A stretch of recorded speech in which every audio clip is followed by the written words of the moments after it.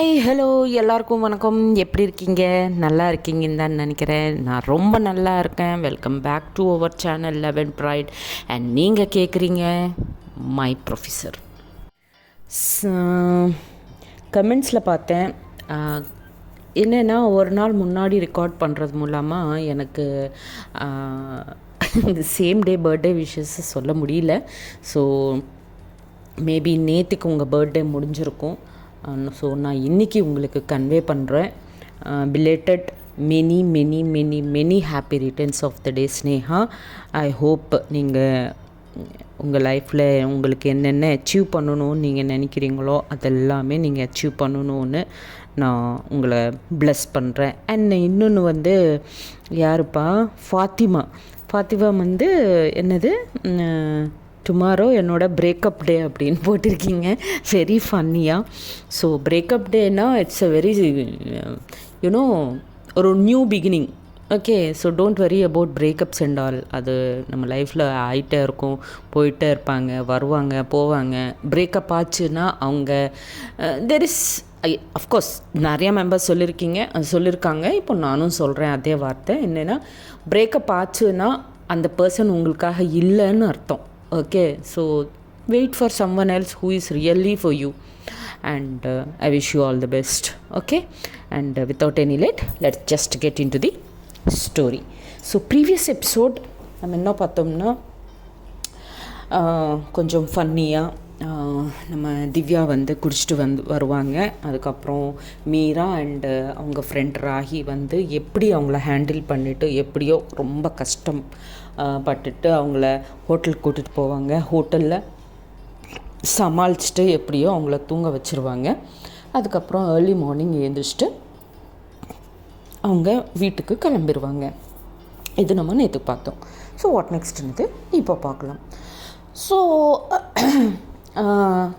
போல வழியில் காரில் உட்காந்ததுக்கப்புறம் மீரா வந்து திவ்யா பற்றியே யோசிச்சுட்டே இருப்பாங்க. ஏன்னா திவ்யா மிட் ஆஃப் த நைட்டில் மீராவை கட்டுப்பிடிச்சிட்டு ரொம்ப க்ளோஸாக வந்துட்டு அவங்கள ரொம்ப க்ளோஸாக கட்டுப்பிடிச்சிட்டு தூங்குவாங்க.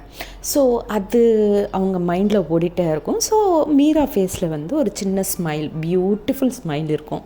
ஸோ அந்த ஸ்மைலை பார்த்ததுக்கப்புறம் ராகி வந்து உன்னோட சாய்ஸ் ரொம்ப நல்லா இருக்குது மீரா, ரியலி திவ்யா ரொம்ப நல்ல பொண்ணு, I'm really very happy for you, ரொம்ப சந்தோஷமாக இருக்குது நீ திவ்யாவை லவ் பண்ணுறதுக்கு. பட் நீ ஏன் அவங்கக்கிட்ட நீ பாஸ்ட்டை பற்றியே திங்க் பண்ணிக்கிட்டு நீ திவ்யாவுக்கு உன் மனசில் இருக்கிறது சொல்லாமல் இருக்கிறது தப்புன்னு தோணுதடி எனக்கு அப்படின்ட்டு ராகி சொல்லுவாங்க. அப்போது மீரா வந்து இல்லை நான் இப்படியே இருக்கேன், அவங்க என் லைஃப்பில் வேணாம், அவங்க தூரமாகவே இருந்து நான் லவ் பண்ணிக்கிறேன். சாரி, கொஞ்சம் சின்ன ஓகே. ஸோ மீரா வந்து அப்படி சொல்லுவாங்க. சொன்னதும் அப்போது ராகி வந்து இல்லடி, ஒரு தடவை மறுபடியும் யோசிச்சுட்டு பாரு, ஏன்னா திவ்யா ரொம்ப க்யூட்டாக இருக்காங்க, ரொம்ப நல்ல பொண்ணாக இருக்காங்க, ஏன் ஃபர்ஸ்ட் டைம் நான் அந்த பொண்ணை பார்த்துருக்கேன், என்னையே அட்ராக்ட் பண்ணிச்சு திவ்யா. ஸோ அப்படி நீ எப்படி பார்த்துக்கணும் அவங்கள கண்டிப்பாக அவங்கள மிஸ் பண்ணாதடி ப்ளீஸ், இது என்னோடய ரிக்வெஸ்ட் அப்படின்னுவாங்க ராகி. பிகாஸ் ராகிக்கு வந்து மீரா எப்போவும் ஹாப்பியாக இருக்கணும். பிகாஸ் அவ்வளோ டீப் ஃப்ரெண்ட்ஷிப் அவங்களது. ஸோ ஆஸ் எ ஃப்ரெண்டாக நான் உன்கிட்ட அதுதான்டி, நீ எப்போவும் ஹாப்பியாக சிரிச்சிட்டு ஓ மனசுக்கு, அதுவும் நீ இருக்கிற சென்சிட்டிவிட்டிக்கு உனக்கு திவ்யா தான் கரெக்டு, அந்த பொண்ணு உன்னை நல்லா பார்த்துப்பாங்க. ஸோ நான் என்னோடய விஷ் வந்து நீ திவ்யாவை மிஸ் பண்ணக்கூடாதுன்னு தான் நான் நினைக்கிறேன்டி அப்படின்னு ராகி சொல்லுவாங்க. சரி, இதை பற்றி எதுவும் யோசிக்க வேணாம், அப்புறமா பார்த்துக்கலாம், பட் அவங்க என்கிட்டேருந்து விலகி இருக்கிறது தான் எனக்கு அவங்களுக்கு நல்லது அப்படின்னு மீரா சொல்லுவாங்க. சரி, உன் இஷ்டம், உனக்கு எல்லாம் தெரியும்ல நான் சொல்கிறது என்ன அப்படின்னு அப்படியே காரில் பேசிக்கிட்டே வீட்டுக்கு போயிடுவாங்க. கொஞ்சம் நேரம் கழிச்சதுக்கப்புறம் திவ்யா எழுந்திரிப்பாங்க. ரூமில் எழுந்திரிச்சிட்டு பார்ப்பாங்க, இது யார், எங்கே இருக்கேன்னா அந்த மாதிரி பார்த்துட்டு சரி அப்படின்ட்டு ஃபஸ்ட்டு ரெஸ்ட் ரூம்குள்ளே போய் ஃப்ரெஷ் ஆகிட்டு வெளியே வந்துட்டு கீழே வந்துடுவாங்க. அவங்க கீழே வந்ததுக்கப்புறம் அங்கே இருக்கிற மேனேஜர்கிட்ட பேசுவாங்க. நைட்டு இங்கே நான் எப்படி வந்தேன் அப்படின்னு கேட்பாங்க. நீங்கள் ரொம்ப குடிச்சிட்டு இருந்தீங்க மேம், ரொம்ப லோடில் இருந்தீங்க, வந்து ரூம் இருக்கான்னு கேட்டிங்க, ரூம் புக் பண்ணிக்கிட்டீங்க. ஸோ எங்கள் ஸ்டாஃப் தான் உங்கள் ரூமில் விட்டுட்டு அவங்க எல்லாமே உங்களுக்கு சர்வீஸ் பண்ணிவிட்டு வந்தாங்க மேம் அப்படின்னதும், அப்படியா, ஓகே சரி, பில் கொடுங்க, நான் பேமெண்ட் பண்ணுறேன் அப்படின்வாங்க. நேற்று நைட்டே நீங்கள் பேமெண்ட் பண்ணிட்டீங்க மேம் அப்படின்னு சொல்லுவாங்க மேனேஜர். ஓ அப்படியா, ஓகே அப்படின்னு கிளம்பிட்டே இருக்கும்போது, மேம் உங்கள் ஹெல்மெட் இங்கேயே விட்டுட்டீங்க நைட்டு அப்படின்ட்டு பைக்கு கீஸு அண்ட் ஹெல்மெட் ரெண்டும் கொடுப்பாங்க.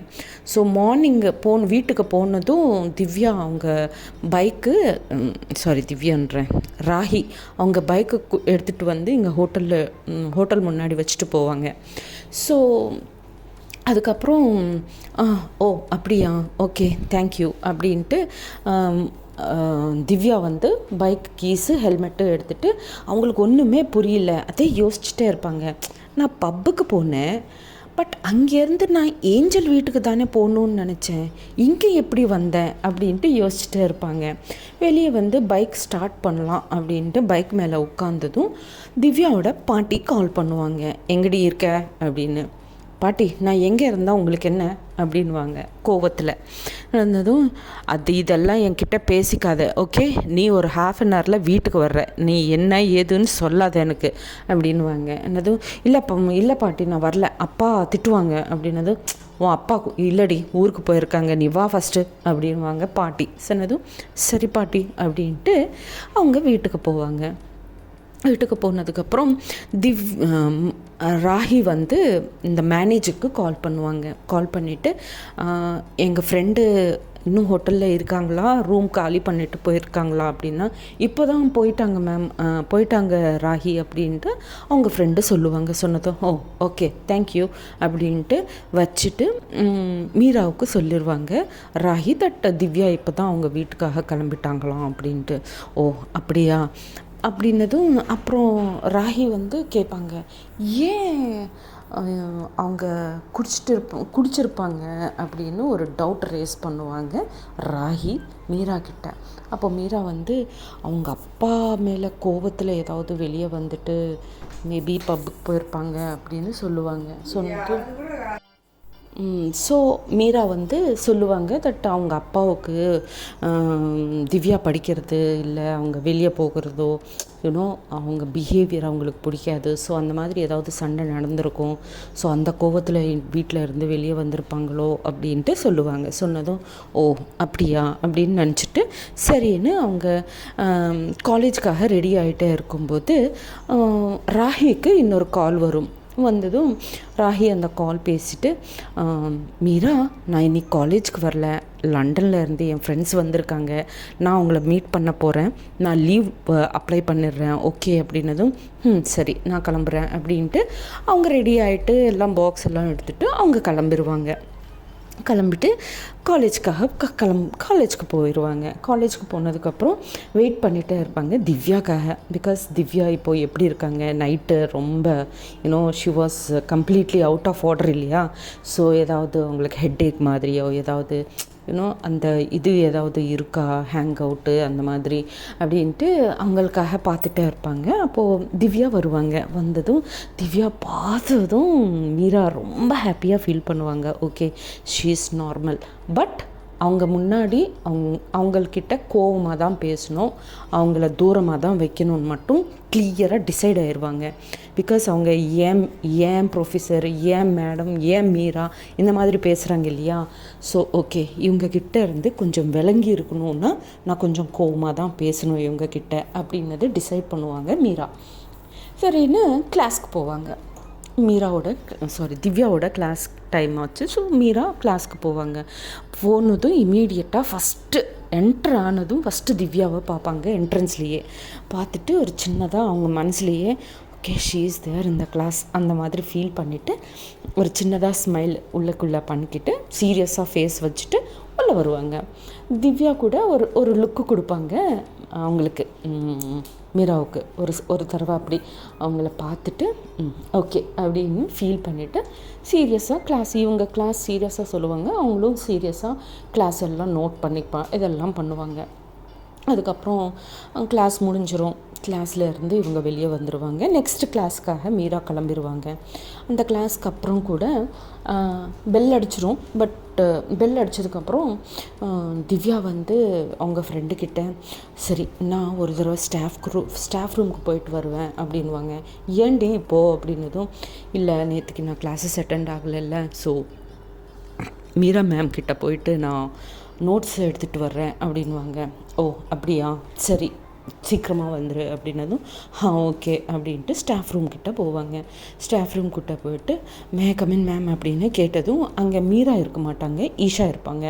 ஈஷா வந்து கமின் திவ்யா என்ன அப்படின்னதும், மேம் மீரா மேம் இல்லையா அப்படின்னாலும் பெல் அடிச்சிச்சுல்ல வருவாங்க, அப்படி ஒரு 5 minutesல வந்துடுவாங்க, உட்காரு அப்படின்னதும் சரின்னு உட்காருவாங்க. உட்காந்து ஈஷா கிட்டேயே பேசிட்டே இருப்பாங்க. இதுக்குள்ளே மீரா வந்துடுவாங்க ஸ்டாஃப் ரூமுக்கு. வந்ததும் பட் பார்த்து கூட பார்க்காம மாதிரி நடிச்சிட்டே இருப்பாங்க மீரா. சரி அதுக்கப்புறம் மீரா மேம் வந்தாச்சு, எனக்கு கிளாஸ் டைம் ஆச்சு, நான் கிளம்புறேன் அப்படின்ட்டு ஈஷா கிளம்பிடுவாங்க அங்கேருந்து. அப்புறம் திவ்யா வந்து அங்கேருந்து எழுந்திரிச்சிட்டு வருவாங்க. வந்ததும் மீரா ரொம்ப சீரியஸாக என்ன அப்படின்னு கேட்பாங்க. மேம் ஆக்சுவலாக நான் நேற்றுக்கு உங்கள் கிளாஸ் அட்டெண்ட் ஆகலை, ஸோ உங்கள் நோட்ஸ் வேணும் மேம் அப்படின்வாங்க. அது என்ன, நான் ஏன் கொடுக்கணும், உங்கள் ரிமைனிங் கிளாஸ்மேட்ஸ் எல்லாம் இருப்பாங்கல்ல, அவங்கெல்லாம் நோட்ஸ் எழுதிருப்பாங்கல்ல அப்படின்னு கேட்பாங்க. இவங்க கேட்பாங்க மீரா. கேட்டதும் மேம் நான் எப்போ கிளாஸ் மிஸ் பண்ணாலும் நான் அந்த கன்சர்ன் ஃபேக்கல்ட்டி கிட்ட தான் நோட்ஸ் எடுப்பேன் மேம், நான் என் ஃப்ரெண்ட்ஸ் கிட்ட இருந்து எடுக்க மாட்டேன், அவங்க பாதி எழுதுவாங்க பாதி எழுத மாட்டாங்க, ஸோ ப்ளீஸ் நான் வந்து ஓகே நாளைக்கு வந்து எடுத்துக்கோ, இப்போது எனக்கு வேணும், கொஞ்சம் நோட்ஸ் எழுதிக்கணும் அப்படின்வாங்க. ஓகே மேம் அப்படின்னதும் ரொம்ப கோவமாக இருப்பாங்க. ஸோ திவ்யா ஓகே மேம் அப்படின்ட்டு வெளியே வந்துட்டு, ஐயோ இவங்க என்ன இவ்வளோ கோவமாக இருக்காங்க, இவங்க கோவம் என் கோவம் மேலே ரொம்ப மோசமாக இருக்கே அப்படின்ட்டு நினச்சிட்டே வெளியே வருவாங்க. வந்துட்டு மேபி நேற்றுக்கு நான் பண்ணது இவங்களுக்கு இன்னும் அந்த கோபம் இருக்கோ, அந்த பையனை நான் அடிச்சிட்டேன்ல, அந்த கோவம்லேருந்து இன்னும் வெளியே வரலையோ அப்படின்னு அதை திங்க் பண்ணிக்கிட்டு போயிட்டே இருப்பாங்க. பட் மீராவோட கோவம் அது இல்லை. மீராவோட கோவம் உங்களுக்கு எல்லாருக்கும் புரிஞ்சிடுச்சுன்னு நினைக்கிறேன். அவங்க நைட்டு குடிச்சிட்டு பால்கனிக்கு ஏறிட்டு வந்து ரொம்ப இதெல்லாம் பண்ணாங்க இல்லையா, ஸோ அது கோவம் அவங்களுக்கு மெயின். அவங்க குடித்தது தான் அவங்களுக்கு ப்ராப்ளம். சரின்னு கிளாஸஸ் பிரேக் டைம் வந்துடும். பிரேக் டைம் வந்ததுக்கப்புறம் எல்லோரும் கேன்டீனுக்கு போவாங்க. இவங்களும் மீரா அண்ட் ஈஷா கூட கேன்டீனுக்கு போவாங்க. மீரா வந்து ரொம்ப கோவமாக உட்காந்து இருப்பாங்க. திவ்யாவை எப்போ பார்த்தாலும் கோவமாக பார்த்துட்டே இருப்பாங்க. நடுவில் எப்போவாவது திவ்யா மீராவை பார்த்தா கூட அவங்க கோவமாக தான் இருப்பாங்க. அப்போது மீரா வந்து இவங்க என்ன இது இவ்வளோ கோவமாக இருக்காங்க, நான் அவ்வளோ பெரிய தப்பு பண்ணிட்டேனோ, இல்லை ஒரு தடவை போய் சாரி கேட்டுடணும் மேடம் கிட்ட அப்படின்னு நினைப்பாங்க. நினச்சிட்டு சரி அப்புறம் கேட்டுடலாம், ஏதாவது ஃப்ரீ டைம் பார்த்து மேடம் கிட்ட போய் சாரி கேட்கணும் கண்டிப்பாக அப்படின்னு நினைப்பாங்க. நினச்சதுக்கப்புறம் நெக்ஸ்ட் மறுபடியும் கிளாஸஸ் ஸ்டார்ட் ஆகும். கிளாஸஸ் எல்லாம் முடிஞ்சிடும். அதுக்கப்புறம் வீட்டுக்கு போகிறதுக்கு முன்னாடி லாஸ்ட் ஹவர் ஃப்ரீ ஹவர் இருக்கும். திவ்யாவுக்கும் ஃப்ரீ ஹவர் தான் அண்டு மீராவுக்கும் ஃப்ரீ ஹவர் தான். அப்போது திவ்யா வந்து மீரா வந்து திவ்யா கிட்ட வந்து சரி நம்ம அந்த காலேஜ் ஈவெண்ட் பற்றி பாதி தான் பேசியிருக்கோம், ரிமைனிங் பாதி பேசிக்கணும்ல, நீங்கள் லைப்ரரியில் வெயிட் பண்ணுங்கள், நான் கொஞ்சம் சின்ன ஒர்க் இருக்குது அது கம்ப்ளீட் பண்ணிவிட்டு வர்றேன்னு சீரியஸாக சொல்லுவாங்க. சொன்னதும் ஓகே மேம் அப்படின்னு சொல்லி திவ்யா லைப்ரரிக்குள்ளே போவாங்க. லைப்ரரிக்குள்ளே போயிட்டு நைட்டு நடந்த விஷயம், நான் எப்படி போனேன், ஆக்சுவலாக நான் ஏஞ்சல் வீட்டுக்காக தான் கிளம்புனேன். ஆனால் நான் ஏஞ்சல் வீட்டுக்கு போகாமல் ஹோட்டலுக்கு எப்படி போனேன்? பட் ஹோட்டலில் என்கிட்ட யாரோ இருந்தாங்க, அது யாருன்னது தெரியவே மாட்டேங்குது அப்படின்னு அவங்களுக்குள்ளே அவங்களே பேசிக்கிட்டே அந்த கண்ணை மூடிட்டு யோசிச்சுட்டே இருப்பாங்க. அப்படி கண்ணை மூடிட்டு யாரோ இருந்தாங்க என்கிட்ட அப்படின்ட்டு யோசிச்சுட்டே இருக்கும்போது அவங்க கண்ணில் வந்து நம்ம மீராவோட ஃபேஸு ஃப்ளாஷ் ஆகும். ஃப்ளாஷ் ஆனதும், ஓ அப்போ என் கூட மீரா மேம் இருந்தாங்களா அப்படின்னு அவங்க நினச்சிட்டே இருப்பாங்க. இதுக்குள்ளே மீரா வந்து திவ்யா அப்படின்னு சீரியஸாக கூப்பிட்டதும் டக்குன்னு ஐஸ் ஓப்பன் பண்ணி பார்த்தா மீரா ரொம்ப சீரியஸாக இருப்பாங்க. எஸ் மேம் அப்படின்னது, என்ன லைப்ரரியில் தூங்குறீங்களா, தூக்கம் வருதா அப்படின்வாங்க.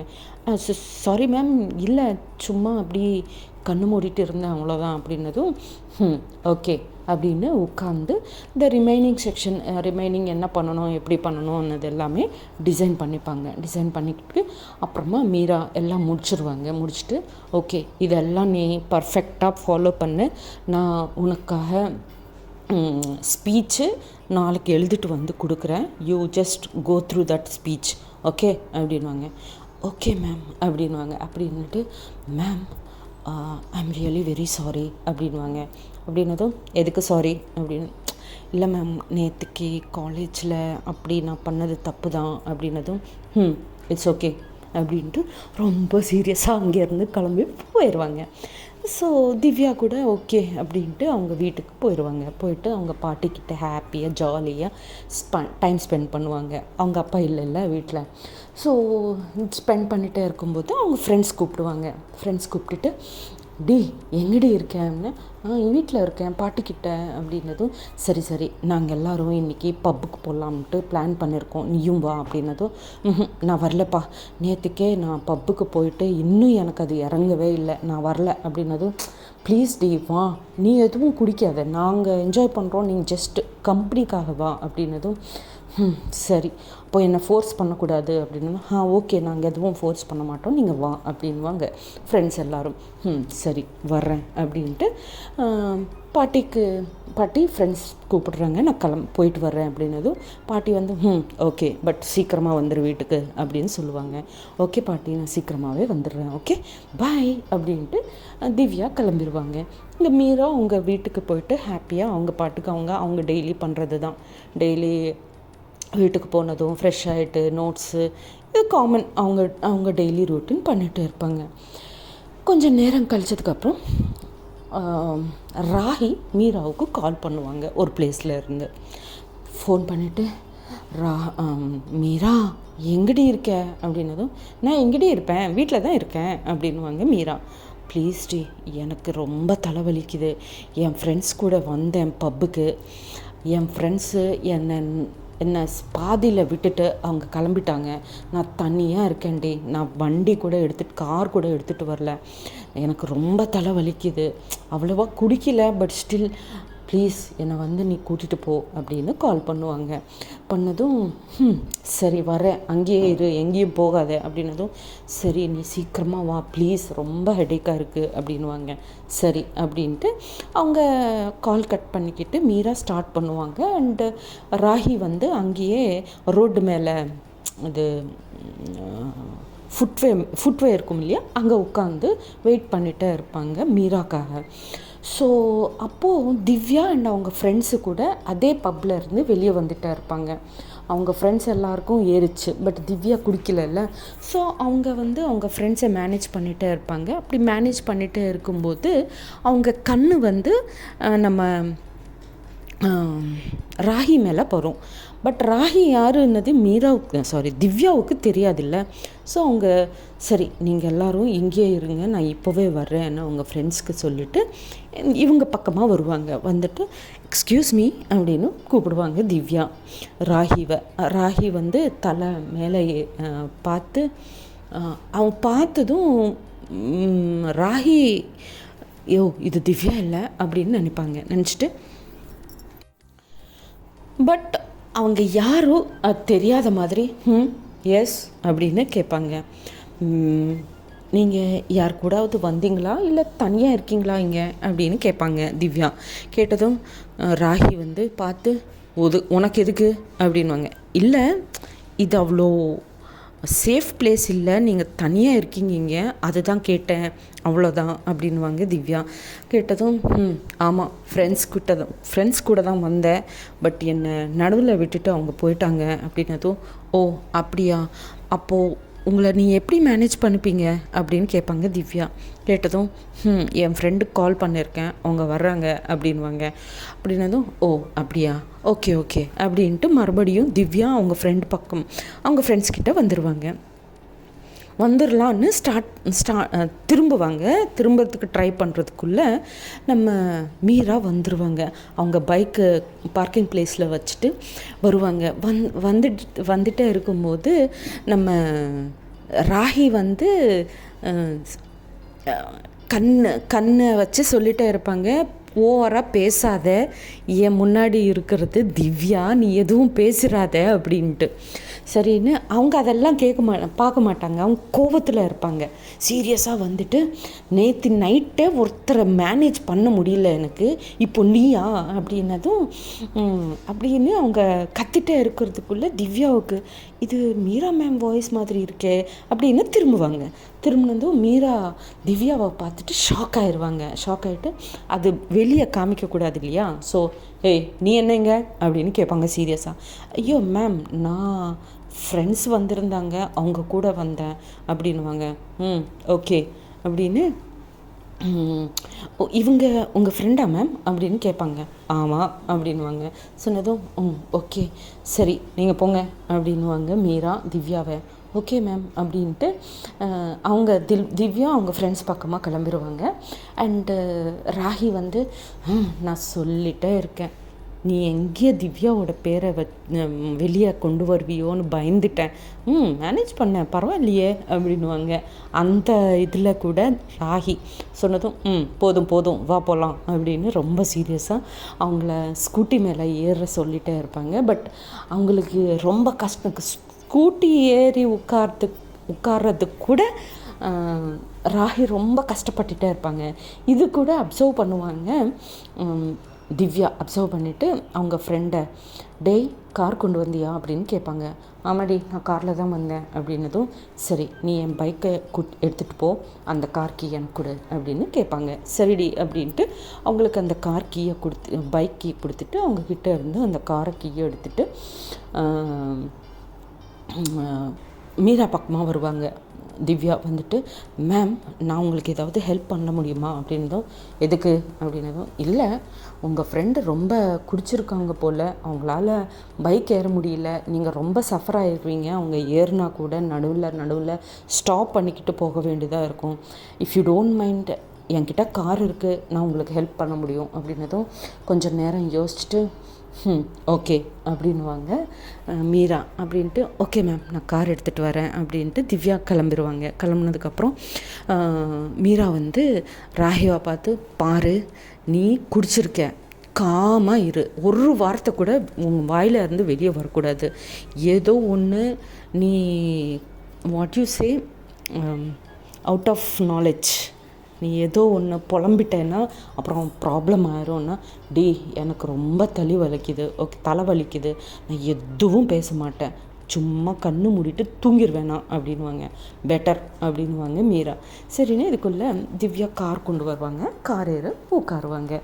ஸோ வாட் நெக்ஸ்ட்ன்றது நெக்ஸ்ட் எபிசோடில் பார்க்கலாம். அப்போ வரைக்கும் tata bye bye, see you. ஜெய் ஹிந்த், ஜெய் ஸ்ரீராம்.